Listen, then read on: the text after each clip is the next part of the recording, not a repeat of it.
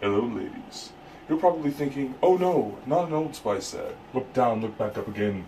Oh no, a Hulu ad. Look to your left, look back at me. You realize that, wait, this is no advertisement. This is your host for tonight's episode of Specialist of the Strange Radio Show doing a voice impression. Look to your right, now look back at me. You realize that this episode is not going to be as originally planned due to some time constraints. Look down, look back to me, look up, look back to me, look to your left and look to your right. You realize that you are finally alone with the man you truly want. The man you truly deserve. Now strap in, ladies. Get yourselves comfortable as you're ready to start hearing the music play. And for this episode to begin, I am your host, Dakota Frandsen. And welcome. I am glad you can join us.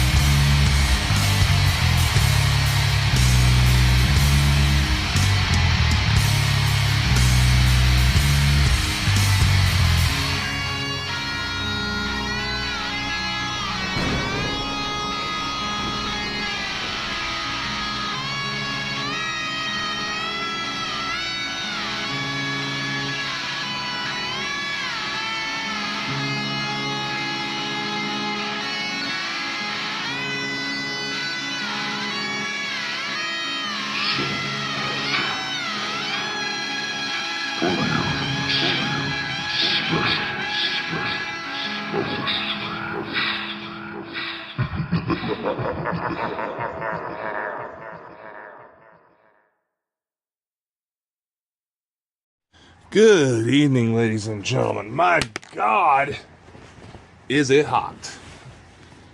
Woo-wee.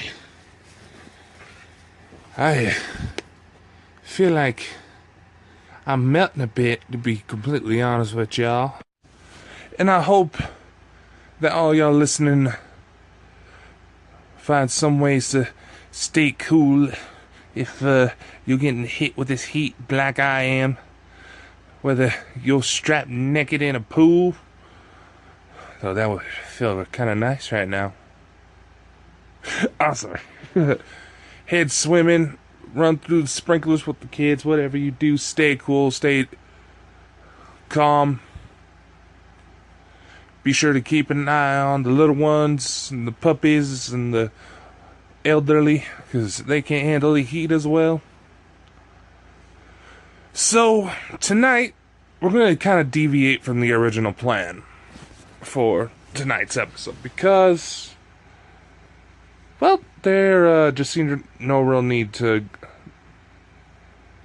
kind of stretch it out. Tonight's episode was originally planned as simply as a place filler for the main course of the series that I was working on.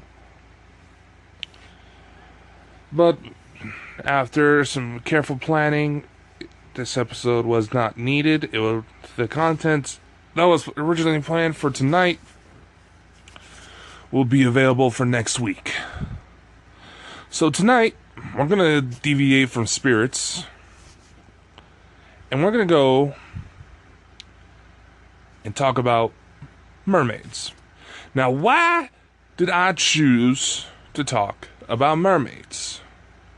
Well, it's because the recent controversy around the casting for the new Little Mermaid movie by Disney kind of gave me the idea for it.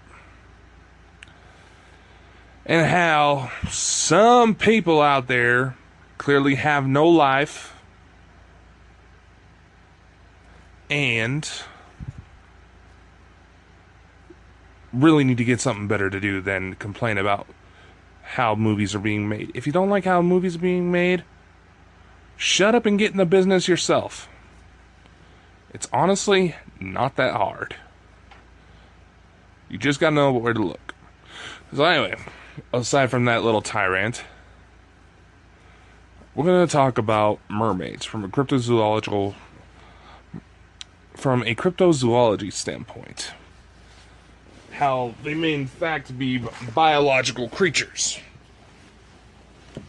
Well, let me rephrase. Observe whether or not they are figments of the imagination, misunderstood creatures, or if they are in fact something else entirely.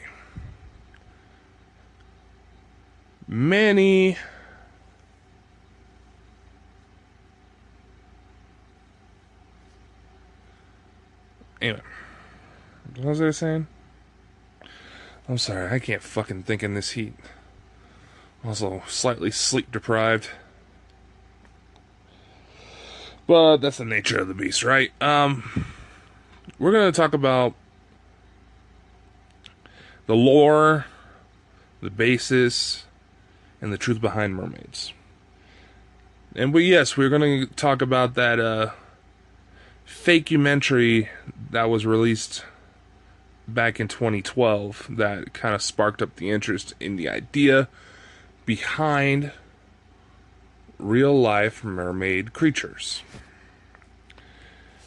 Then later on in this episode, we are going to have a special announcement. For those of you who have expressed interest in potentially learning trade secrets about paranormal investigation, the real materials that are out there, the real monsters, there's something currently being put together. If everything goes to plan, it'll be released come September.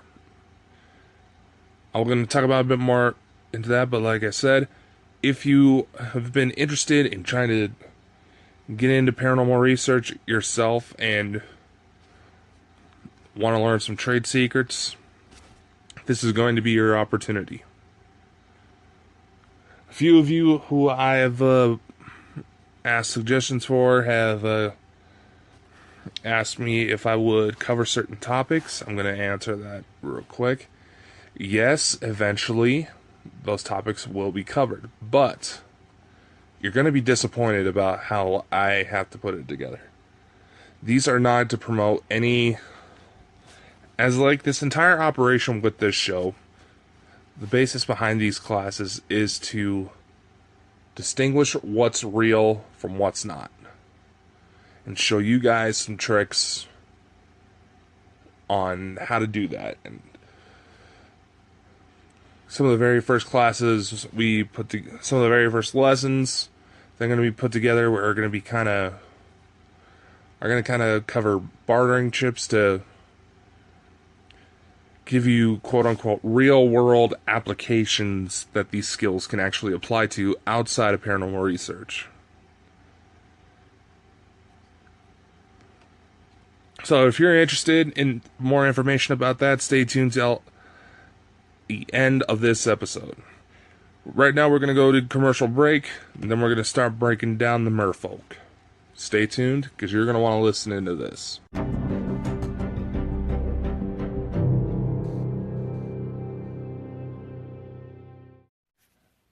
Hey everyone, Dakota Frandsen here, specialist of the strange. I just wanted to come with you real quick about potentially doing your own podcast. Have you ever wanted to start your own podcast? Maybe you got a lot of questions like, how do I record? How do I get my show into all these apps that are out there? How can I make money? There are probably several thousand other questions about getting this show off the ground that you have been formulating and communicating in your mind. And I'm here to tell you that there is a very simple answer to this. Anchor. Anchor is a one-stop shop for recording, hosting, distributing your show. And best of all, it is 100% free. Get all the perks from the other guys without having to pay for subscription fees. And best of all, it is easy. And in fact, Anchor can match you up with sponsors who want to advertise on your podcast right now, which means you can get paid doing what you love. Isn't that the fucking dream, my friends? In fact, that's actually what I'm trying to do right now by reading this ad for you.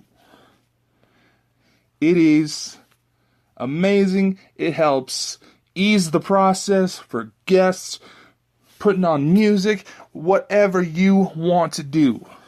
So if you want to start your podcast, make some money doing it, go to anchor.fm/start to join me and several other fabulous people already using Anchor.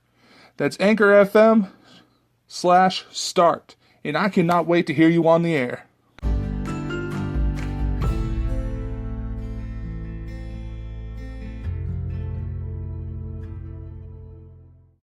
Whew. Now that I moved into a more air-conditioned environment, I can focus a little bit better. So, what is it that we have on Mermaids? We have old sea legends. We have The Little Mermaid, H2O, the Netflix sequel series, Mako Mermaids. We have SpongeBob. We have Greek mythology. We have legends from nearly any part of the world that talk about some sort of humanoid aquatic species. It's rather quite interesting when you look into all the details. Oh, great. My freaking tech is crashing. I've got to start memorizing my lines. Basically, within the modern day, we have several forms of media, as well as mermaid schools. I believe Florida and Australia have some of the bigger ones right now. We have several forms of media in which portray mermaids in the modern day as these slim, beautiful, vibrant, charming young ladies with human upper halves and fishy belows. But is that a realistic depiction? The glorious hair, the clamshell bras, is any of that actually real? That's actually what I wanted to dig into tonight. As well as kind of dig into the people that are kind of trashing the live-action remake of The Little Mermaid just because of the actress's skin color.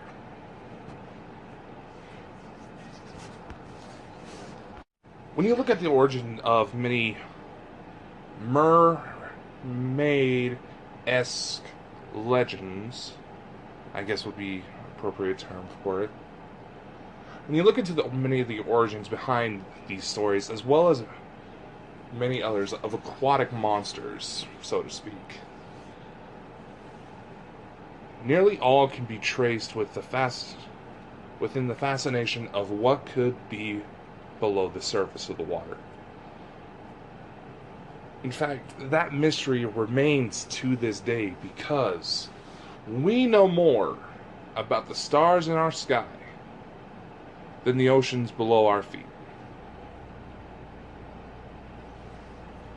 It's the truth. We do. And because of that mystery, because of how little we actually know, there is so much potential for something weird.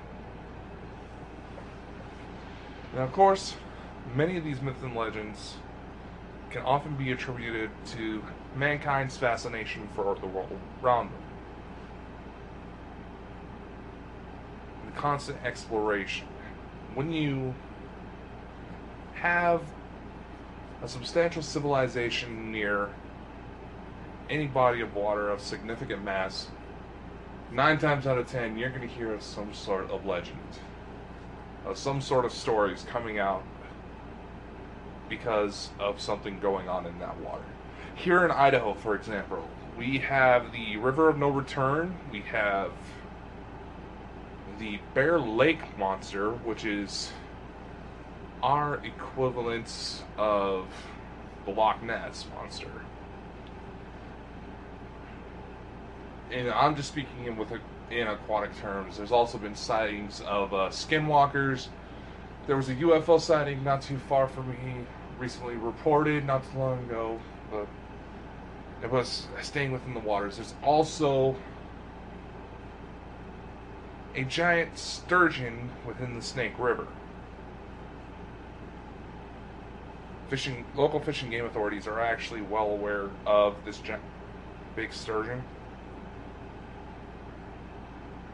because it was one they released, but for some reason decided not to come back in order to procreate. It just kept surviving out in the wild. But how does this all apply to mermaids? Well, the same sort of fascination that created those types of stories are much of the basis behind several mermaid myths. Let's see here. I got my notes here. Alright, come on. Behave.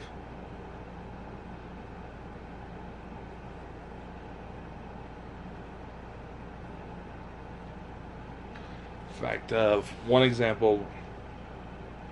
Alright. I'm just kind of skimming through my notes here real quick. Bear with me.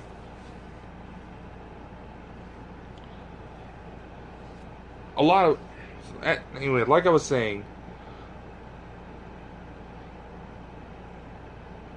if there was any exploration within a significant body of water, there's likely some sort of legend tied to it.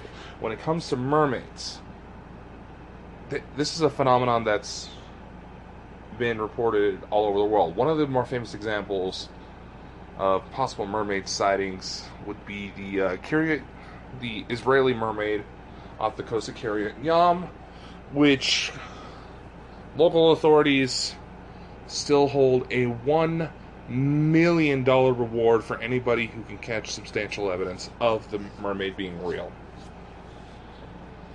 But going back to mythology, we have one source that's titled the Arabian Nights. They describe mermaids as having moon faces and hair like a woman's, but their hands and feet were in their bellies, and they had tails like fishes. C.J.S. Thompson, who was a former curator at the Royal College of Surgeons of England, noted in his book, The Mystery and Lore of Monsters, that traditions concerning creatures half human and half fish in form have existed for thousands of years, and the Babylonian deity Ira or Onias, the fish god, is usually depicted as having a bearded head with a crown and a body like a man, but from the waist downwards, he has the shape of a fish. In Greek mythology, we have a similar tale about the god Triton, the merman messenger of the sea, having similar depictions about it, which anybody who's watched SpongeBob enough will know that. There's in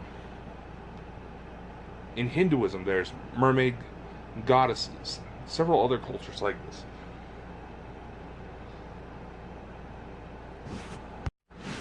Another more interesting tales come out of, Scotland and Wales, which don't exactly surprise me after having visited Scotland.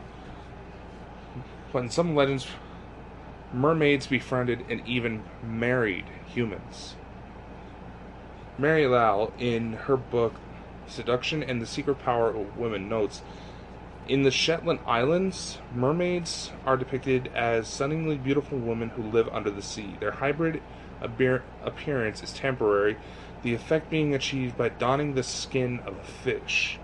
They must be careful not to lose this while wandering about on land, because without it, they would be unable to return to their underwater realm. That depiction kind of correlates with some Native American beliefs about wearing certain wolf animal skins to take on the traits of said animal. Now, of course, we have several tales where mermaids are associated with misfortune, death. We have the cliche tales of sailors hearing a siren song and crashing their ships to their demise.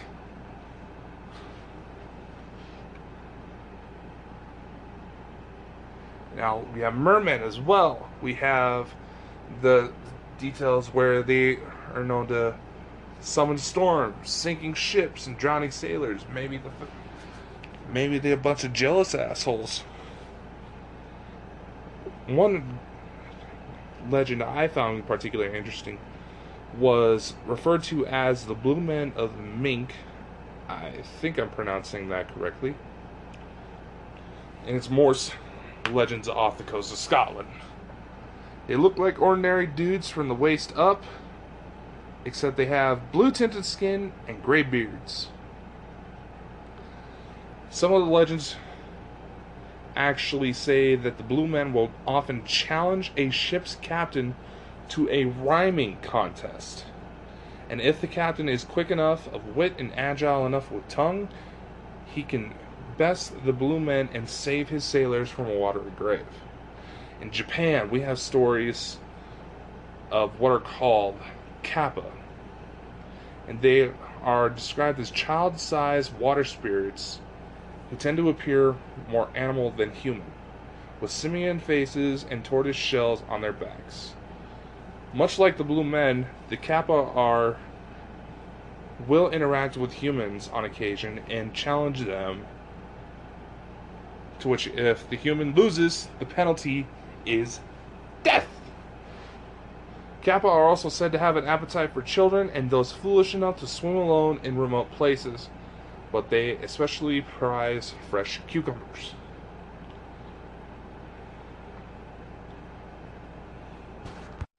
These are some of the more famous examples of mermaids within historic mythology. Now, I want to go back to some of these a little later on, but we need to continue. Now, of course, over time, there have been several people who have claimed to have captured and depicted real-life mermaids. Let's see here. I'm going back to my notes here. There was a story in the 1600s that claimed a mermaid actually entered Holland through a dike and was injured in the process. She was taken to a nearby lake and nursed back to health, where she eventually became a productive citizen, learning to speak Dutch and performed household chores, and eventually converted into Catholic. She became Catholic. I am not wanting to talk correctly today, am I? There was another story that takes place off the coast of Newfoundland in 1614, where a Captain John Smith of Jamestown fame, as side noted, saw a mermaid swimming about with all possible grace.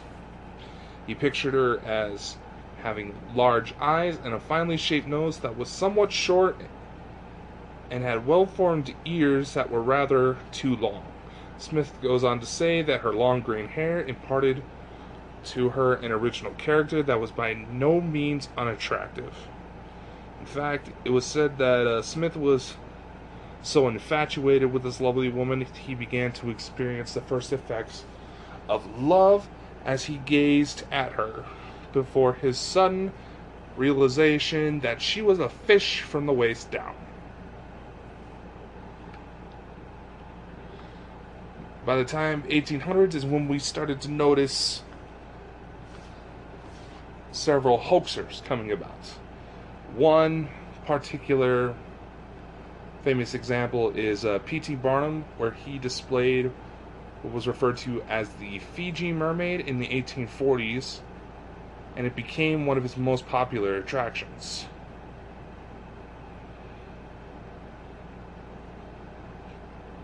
To which it ended up disappointing a lot of people, because rather than seeing a long-limbed, fish-tailed, beautiful woman, they actually saw a grotesque corpse that was roughly a few feet long. It was essentially the head and the limbs of a monkey attached to the body of a fish.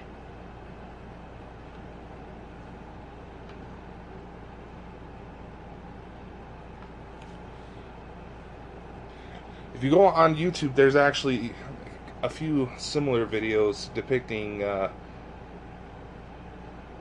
so-called real-life mermaids washed up on the beach.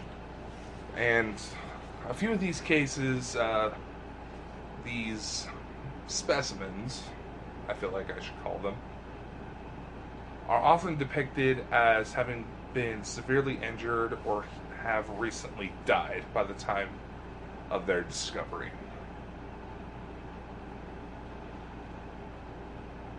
But of course, these are all just little cliff notes of what's all is really out there. Of what's all out there as far as mythology. Is there any actual scientific basis for mermaids? Well, I think we are going to have to take another commercial break here.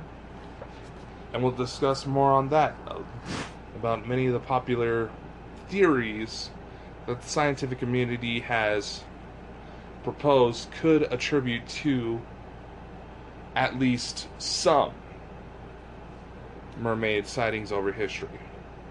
Be sure to stay tuned, my friends.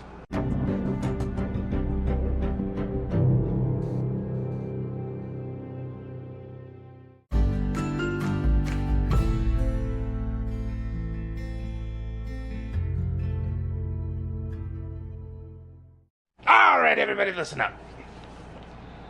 So, scientific basis for mermaids. Well, considering many of these stories seem to have originated from sailors going abroad and who are likely very tired and very exhausted and very hungry. Nuestros cities. Tell me, ladies and gentlemen, has there ever been a situation where you're half asleep, something starts sounding kind of funny, and you think all of a sudden shit's going down? Shit be going down? Well, then you realize the cat is just making funny noises because he's scratching the one ear he ended up breaking because he couldn't stop fighting with the other cat. Or you find out that the water heater or the dryer's making funny noises, and all of a sudden you think somebody's trying to talk to you. Now think about this. What is mammal? Kind of looks like a person from a distance. A rather kind of chunky person when you really think about it. And have been known to sing.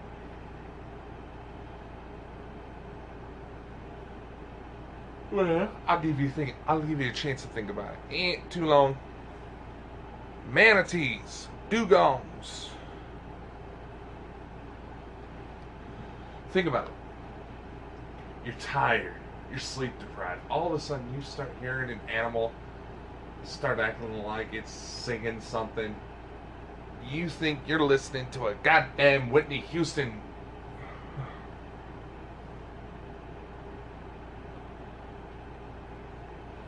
But then you have to think about, well, Dakota, what about the hair? What about the sleek, beautiful bodies? Well, hello, telephone theory, number one. These stories got changed over time due to people either not paying attention to the details, like the several people who assume that I'm a woman just because my name is Dakota.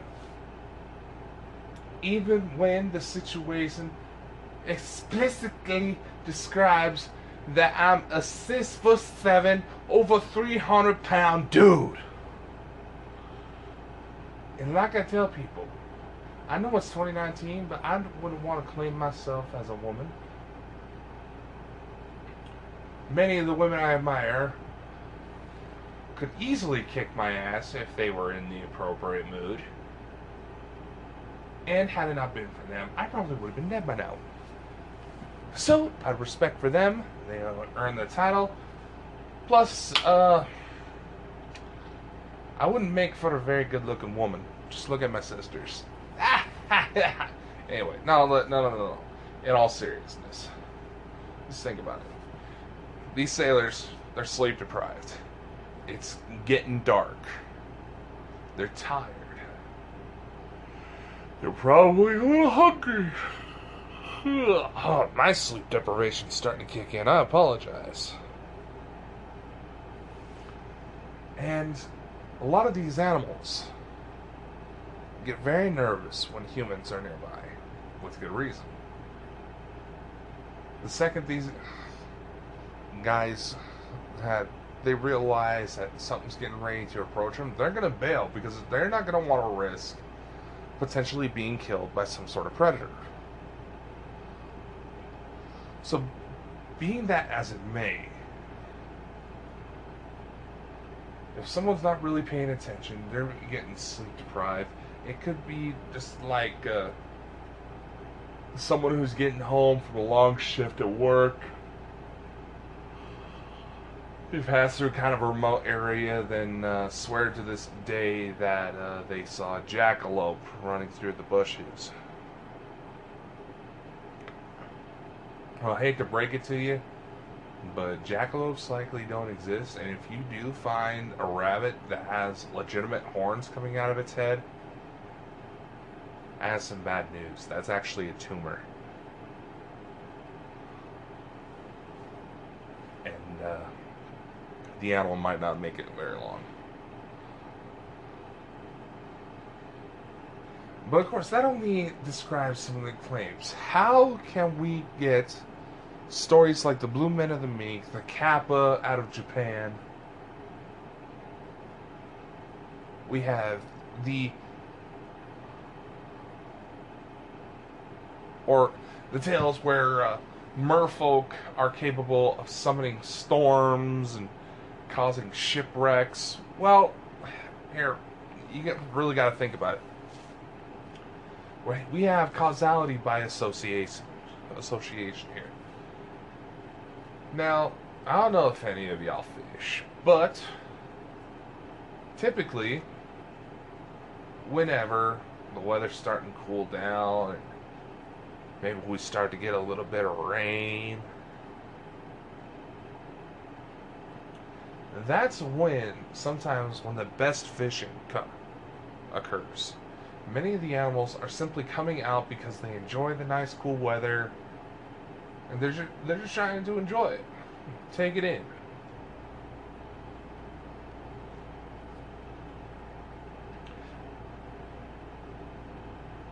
Now, if storms are suddenly brewing, you have to really consider it.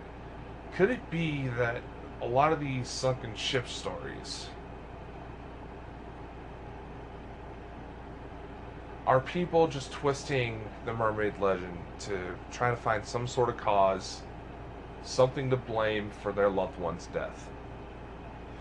Now, let's say it's a situation where we have a survivor. We got a shipwreck. Somebody manages to survive, make it to the nearest port town, and tell their story. They got adrenaline pumping through their veins. They're just trying to survive. And despite what a lot of people don't realize when it comes to officer-related shootings, the fact that adrenaline is pumping through their system distorts their vision. And I'm going to just say this real quick while the topic's up right now.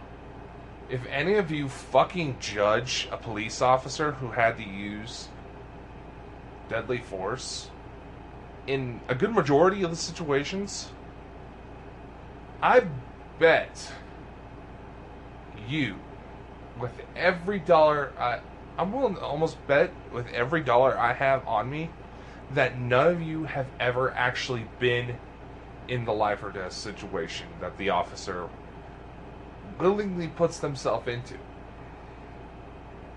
None of you have actually had to deal with a situation where the only way out is a gun. And to prove it to you,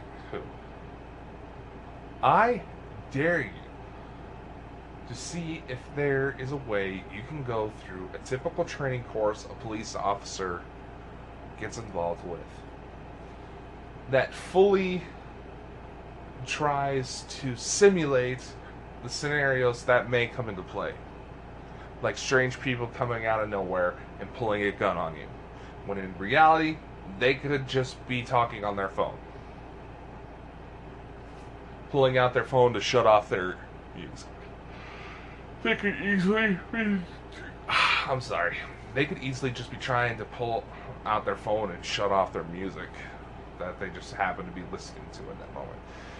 There have been one-off situations where that has happened. And because we live in a current, especially in today's political climate, where we have people who are looking to twist the facts in order to gain their own benefit. We have people looking to cause division within the people, when in reality, we should really start coming together. We have people who are looking to blame something for their loved one's death. And if you really look at human behavior throughout history, not much has really changed. Yeah, we have a few new things nowadays that our older relatives didn't have access to back in the day. Say like the internet, for example. Some of the dark sides of the web we see nowadays, for example, they've always been there. The things that fuel that have always been there. Yes, the internet has made it readily available for more people to collaborate and come up with even worse shit. But all in all, the basic fundamentals of what causes people to act the way they are hasn't changed at all throughout history. And would require great change in order to shift the political climates into a direction that is beneficial to all. Now, political statement set aside there, how does this all apply to mermaids? The various deaths that we see, the cliche sailor stories, we could easily be dealing with old wives' tales. Newly made widows trying to comprehend the loss of their husband, trying to comprehend how they are going to tell their kids that their father isn't ever coming back. Heartbreaking situations like that. Now, we have also had situations where, now in the Loch Ness Monster episode, I discussed the concept of kelpies, which are water spirits, and how areas like in Scotland, nearly every major body of water has some sort of legend to it. The kappas I mentioned, where they're said to attack lone travelers as well as small children. Well, you also got to think about this. How many of those stories have been told to try to scare young children? Like several. Like like several fairy tales based out of Germany, where the authors fully admitted they created those stories just to scare the shit out of children so they would behave.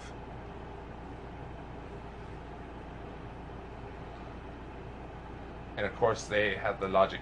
Yes, the child is frightened, but do you see that child misbehaving? No! A scared child is a behaved child. It's situations like that. Now, for the fun bit. Could mermaids actually be real? Yes.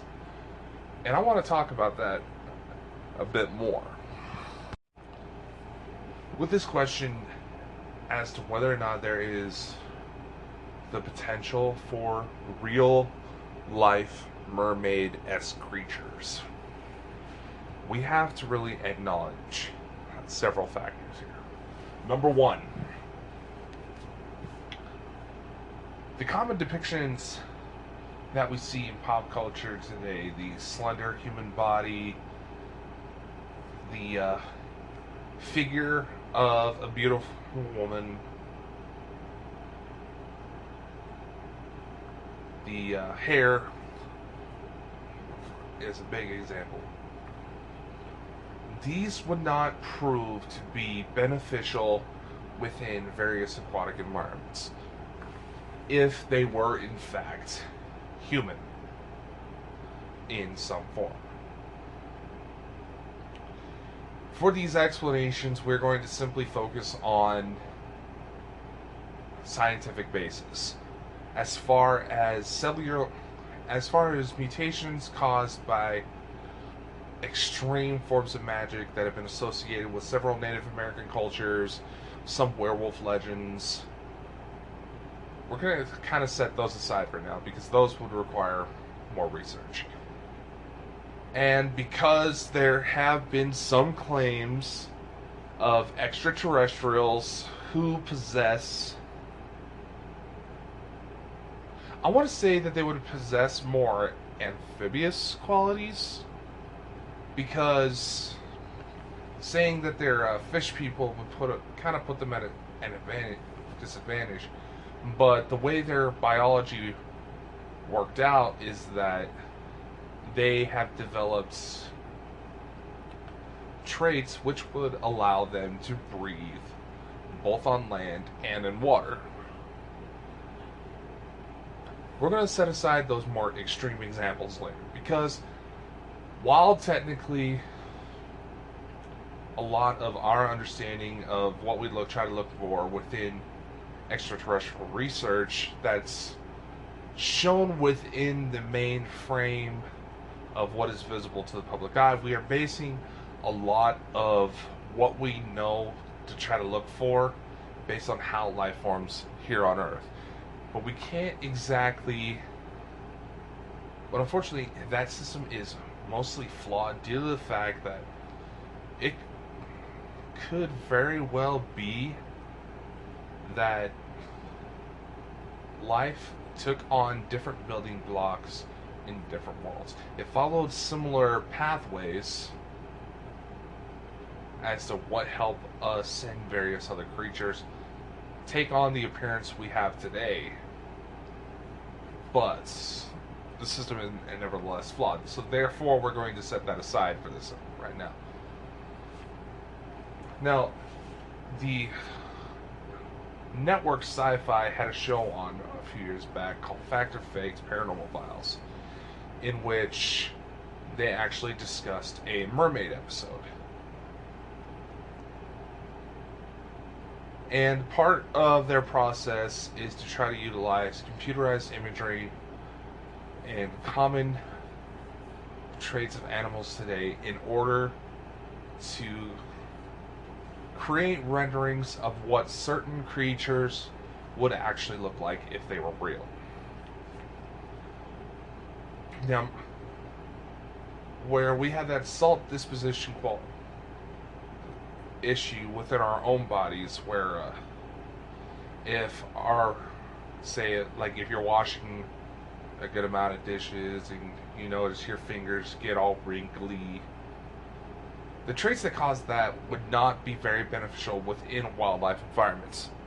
The hair and the figure of the mermaid would also prove disadvantages. Now, you could probably think the slender kind of form would be beneficial in order to be able to move through the water at a great pace. And yes, that's true.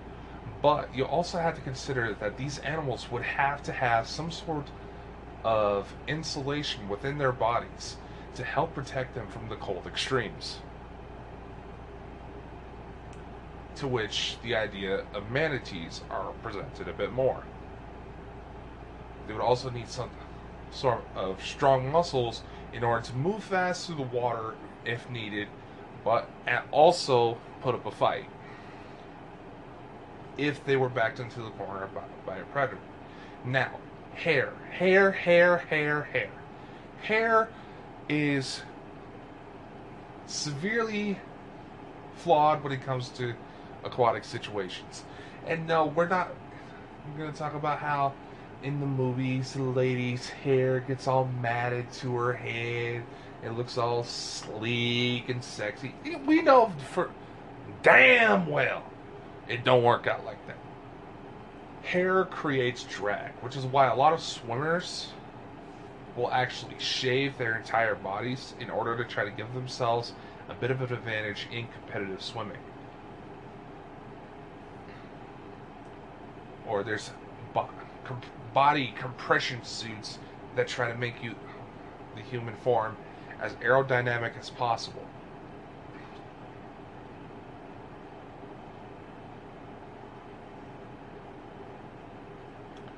Now, as far as the coloration, this is the part where I was wanting to bring in the Little Mermaid.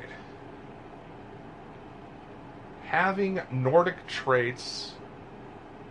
Now, the Little Mermaid, for those of you who didn't know, was likely based off the original story was based off of the scenery seen off the coast of Denmark.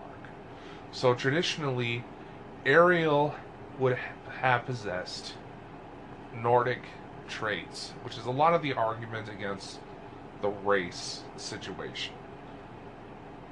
In aquatic situations, several animals have actually been known to have dark colorations to their form in order to help them blend better into the surrounding waters. Now, as far as having bright ass red hair, that might come an advantage to act as a sort of camouflage, maybe. But also, you also have to consider that the hair would cause a lot of drag, therefore Ariel would be in a lot of have several problems if she was confronted by a very hungry shark. Now, of course, going back to the Ariel controversy, have any of you actually read the original story? That's it. The new actress' skin color is the problem you're having? Really? I don't know. I'm sorry. I just find it really pathetic that people are still choosing to be discriminatory towards things that people have no control over. It's ridiculous to me, honest.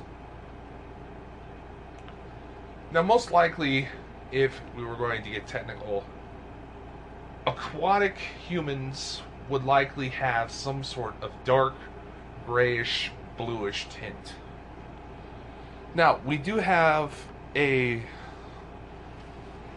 For those of you who saw the fakementary on the aquatic ape theory, for those of you who don't know, it's the idea... The aquatic ape theory is that modern humans took on more aquatic traits than other great apes due to distant ancestors having those environmental factors. That a branch off of the great apes became aquatic and would become what we know today as mermaids. This theory is largely discredited, and there's not a lot of research to actually back it, but nevertheless, if we look at the grand evolution of things, unless we are able to pick out a specific specimen that fits the genetic background of what this theory suggests, mainstream science isn't going to take it seriously. And if we go into the extraterrestrial question, we just don't know. We just don't know what's really out there.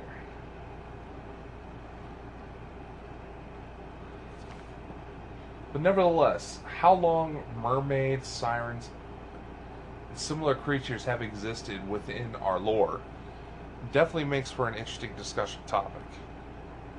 So I want to hear your thoughts on the matter. Do you think there could be real live mermaids out there? Do you have anything that might help you cash in some of the cash rewards that are out there? I want to hear your thoughts. And please, please, please, all I ask is be respectful. That's all I have for today. Be sure to like and subscribe. If you're listening to this on my YouTube channel, be sure to click on that bell and specify all notifications so you can get all the updates when all the new videos are coming together. Now, for the major announcement. I am currently looking into starting potentially a series of classes that deal with paranormal research. And these aren't going to solely focus on one factor alone. These classes are going to try to cover the grand scope of different topics. They're going to provide investigative methods, how to deal with law enforcement, when to pull out of a case due to certain factors that come up. And I'm also going to try to get guest lecturers to kind of share their input for this class. No, these classes will not be free. These will be provided through a website called Skillshare. I will show the first lessons from every class on my YouTube channel as kind of teasers. Successful completion of all the courses that I provide will allow you to have special access to a brand new network of paranormal investigators I'm trying to put together. In order to help establish some common grounds that may help push forward the ideas that the things that go bump in the night are in fact real. If everything goes according to plan, the first class will be available this coming September. So be sure to stay tuned. Follow me on social media for more updates. Let me know your thoughts on the matter. My name is Dakota Frandsen, and I will see you next week for a very special episode. See you then, my friends.